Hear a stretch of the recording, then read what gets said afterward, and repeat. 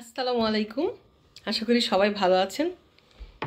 ভাত খেতে বসেছি। এই যে ভাতের সাথে কি কি নিব আগে দেখাচ্ছি। এই যে মরিচ, একটা শুকনো মরিচ নিব দুটো। এখানে আছে ঢেঁড়স ভাজি আর আছে এটা ডাল ঝুরি।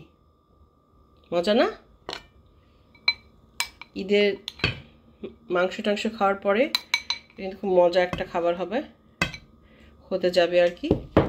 আর সাথে নিব আমি পাবদা মাছ রান্না করেছিলাম। একটা মাছ উঠাই আপনাদেরকে দেখাবো।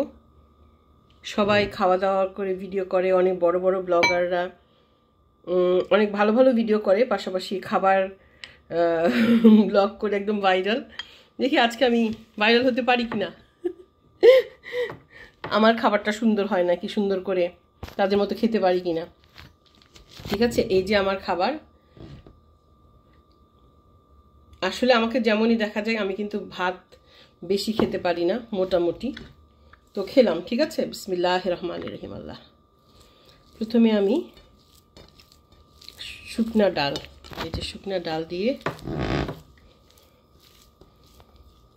বিসমিল্লাহ। মরিচ,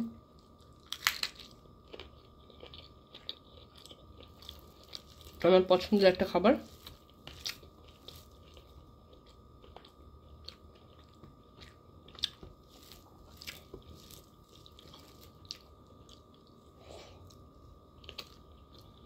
কাঁচা মরিচটা খেয়ে দেখে, দু মরিচ দিয়ে খেতে মজা, কিন্তু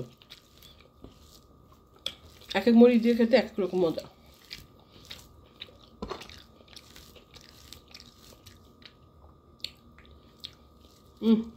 আল্লাহুম্মা আমিন।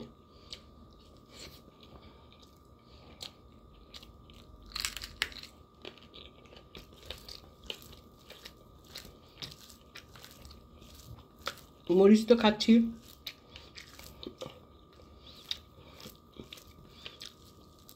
এখন পেট না ব্যথা করলেই হয়।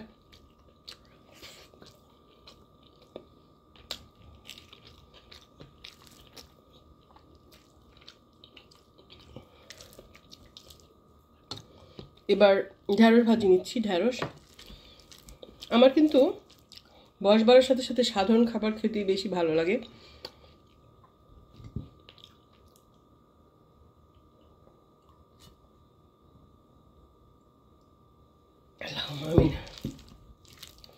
এতে হয় কি, যেটা হয় আমরা যখন এইজিং হই, আমাদের ডাইজেস্টিভ সিস্টেমটা স্লো ওয়ার্ক করে, তো সব কিছু হজম হয় না। আমার মনে হয় কি সাধারণ খাবারগুলো খুব তাড়াতাড়ি হজম হয়। যে মিশি খাচ্ছি, এখন ঢেঁড়স ভাজি খাচ্ছি, একটু ঢেঁড়স মাখাচ্ছি। পাবদা মাছটা না পরে খাবো। তো আপনাদের পুরোটাই দেখাচ্ছি, ভিডিওটা বড় হয়ে যাচ্ছে তারপরেও।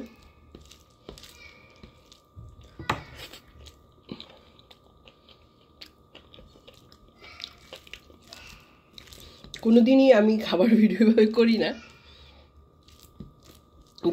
একটা দুটো মজা করে একটুখানি দেখেছি, কিন্তু আজকেই ভাত খাবার ভিডিও কিন্তু প্রথম। এই যে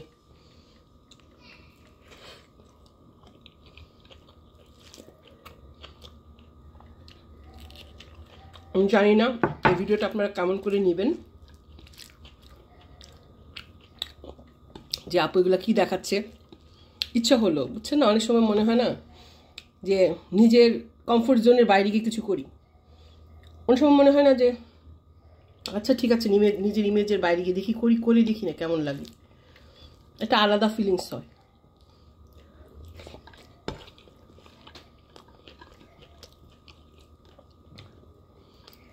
এবার পাবদা মাছ, এই যে পাবদা মাছ খুব পছন্দের। আর প্রবাসে আসার পরে যেটা হয়েছে জানেন, আমি জানি না অন্য প্রবাসী আপুদের হয় কি না, দেশি খাবারগুলো না বেশি খেতে ইচ্ছা করে, কারণ দেশি খাবারগুলো তো এখন আর অ্যাভেলেবল নেই, একটু কষ্ট করে কিনে আনতে হয়, কিংবা নর্মাল খাবারগুলোর চেয়ে দাম বেশি। তো সেগুলোর না একটা টান বেড়ে গেছে খাবারের। মনে হয় যে আল্লাহ একটু দেশি মাছ দিয়ে একটু চারটা ভাত খেতে পারতাম, এরকম ফিল হয়, শুনলে আপনারা অবাক হবেন, বাট এরকমই ফিল হয়, বিশ্বাস করেন। এখন একটা সময় দেখা যেত যে চ্যাপা বা শুটকি আমি অতটা খেতাম না, এখন আমার চ্যাপা শুটকি মাছ ভর্তা খেতে এত ভালো লাগে বলার মতো না।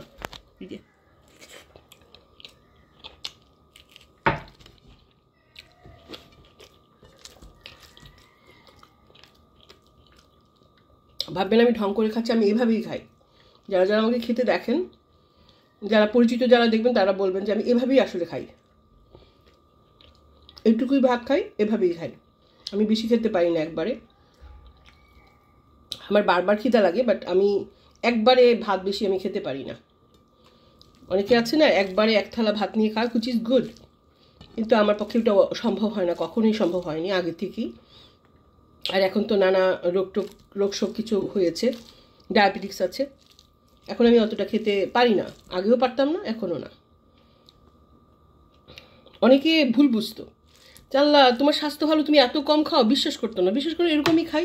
কিন্তু আমার যেটা ক্রেভিং হয় আমি বারে বারে 2-3 ঘন্টা পর পর আমার খিদা লাগে, আমি ওভাবেই খাই।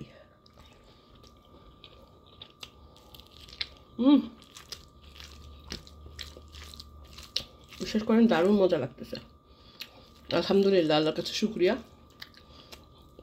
বিদেশের মাটিতে বসে যে এই যে দেশি খাবারের আয়োজন করে খাচ্ছি, অনেকেই হয়তো পাচ্ছেন না, আলহামদুলিল্লাহ।